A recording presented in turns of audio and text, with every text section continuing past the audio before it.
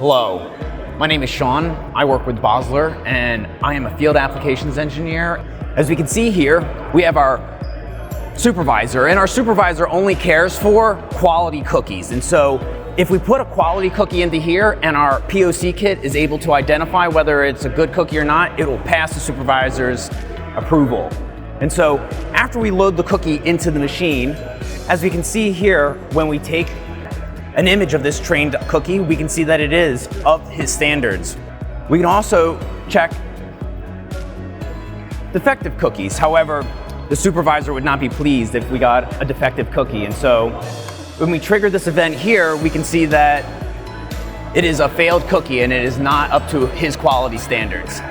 The POC kit is consisted of a camera which is an ACE USB 3, 1.4 megapixel with a Sony sensor.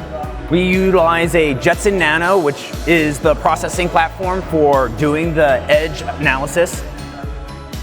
Basler lens and camera lighting allows a user to utilize the AWS cloud service for training and loading the inference models for doing their cookie inspection tasks. And for more information, check out our website at baslerweb.com.